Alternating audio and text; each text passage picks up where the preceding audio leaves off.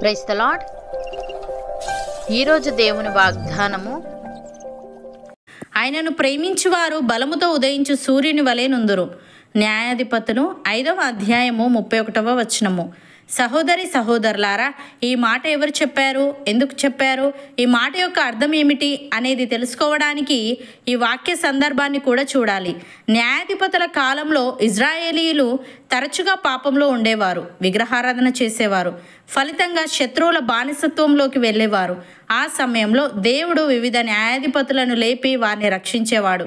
కనాను రాజైన యాబీను మరియు అతని సేనాధిపతి సిసేరా ఇజ్రాయేలీయులను 20 సంవత్సరాలు దారుణంగా అణిచివేశారు.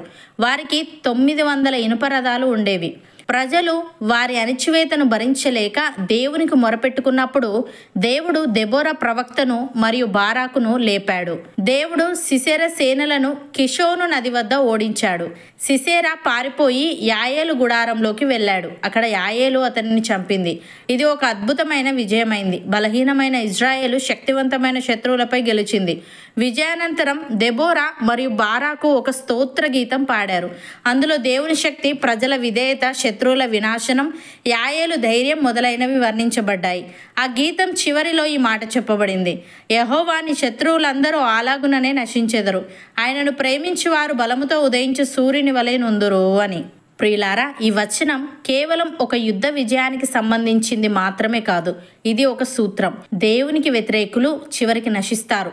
దేవుని ప్రేమించేవారు ఎప్పటికీ ప్రకాశిస్తారు, బలపడతారు. దేవుణ్ణి ఎదిరించే శక్తి ఎంత గొప్పదైనా అది శాశ్వతం కాదు. బబులోను, అస్సూరు, రోము సామ్రాజ్యాలు ఒకప్పుడు బలంగా ఉన్న దేవుణ్ణి ఎదిరించినందుకు కూలిపోయాయి.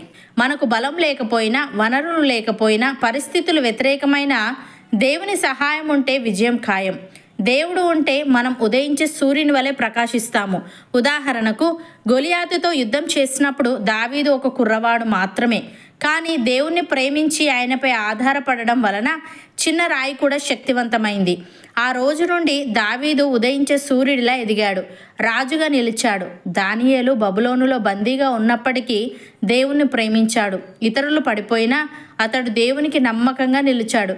ఫలితంగా రాజుల ముందు గౌరవింపబడి జ్ఞానంలో, ప్రభావంలో సూర్యుడిలా ప్రకాశించాడు. అలాగే యేసుక్రీస్తు శిష్యులు సాధారణ మత్స్యకారులు, కానీ వారు యేసును ప్రేమించారు. పరిశుద్ధాత్మతో నింపబడిన తరువాత వారు ప్రపంచమంతా సువార్త ప్రకటించారు. వారి జీవితం ఆరంభంలో చిన్న కాంతిలా ఉన్నప్పటికీ తర్వాత సూర్యుడి వెలుగులా అనేక మందికి జీవన కాంతిని ఇచ్చింది. ప్రియులారా, దేవుణ్ణి ప్రేమించే వారి జీవితం ఎప్పటికీ వృద్ధి చెందుతుంది. దేవుని శత్రువులు తాత్కాలికంగా బలంగా కనిపించినా శాశ్వతంగా నిలువరు. మనం దేవుని ప్రేమించినప్పుడు ఆయన మనకు బలాన్ని, ప్రభావాన్ని, ప్రకాశాన్ని ఇస్తాడు. భక్తుడు ఈ విధంగా అంటున్నాడు: దేవుని ప్రేమించు వారికి, అనగా ఆయన సంకల్పం చొప్పున పిలువబడిన వారికి మేలు కలుగుటకై సమస్తమును సమకూడి జరుగుచున్నవని ఎరుగుదుము. ఎందుకనగా తన కుమారుడు అనేక సహోదరులలో జ్యేష్ఠుడగునట్లు దేవుడు ఎవరిని ముందు ఎరిగెనో వారు తన కుమారునితో సారూప్యము గల వారవుటకు వారిని ముందుగా నిర్ణయించెను. మరియు ఎవరిని ముందుగా నిర్ణయించెనో వారిని పిలిచెను, ఎవరిని పిలిచెనో వారిని నీతిమంతులుగా తీర్చెను, ఎవరిని నీతిమంతులుగా తీర్చెనో వారిని మహిమపరచెను. ఇట్లుండగా ఏమందుము? దేవుడు మన పక్షమున నుండగా మనకు విరోధి ఎవడు? తన సొంత కుమారుణ్ణి అనుగ్రహించుటకు వెనుక తీయక మన అందరి కొరకు ఆయనను అప్పగించినవాడు ఆయనతో పాటు సమస్తమును మనకెందుకు అనుగ్రహింపడు? దేవుని చేత ఏర్పరచబడిన వారి మీద నేరము మోపువాడెవడు? నీతిమంతులుగా తీర్చువాడు దేవుడే. శిక్ష విధించువాడెవడు? చనిపోయిన క్రీస్తు యేసే. అంతేకాదు, మృతులలో నుండి లేచిన వాడును, దేవుని కుడిపార్శ్వమున ఉన్నవాడును, మన కొరకు విజ్ఞాపనము కూడా చేయువాడును ఆయనే అని.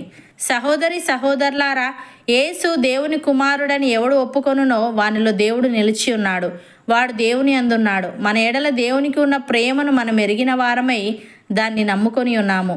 దేవుడు ప్రేమ స్వరూపి అయి ఉన్నాడు. ప్రేమయందు నిలిచి ఉండువాడు దేవుని యందు నిలిచి ఉన్నాడు, దేవుడు వాని యందు నిలిచి ఉన్నాడు.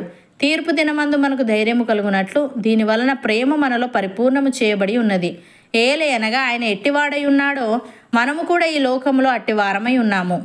అవును అన్నవారు నాతో పాటు ప్రార్థనలో ఏకీభవించండి.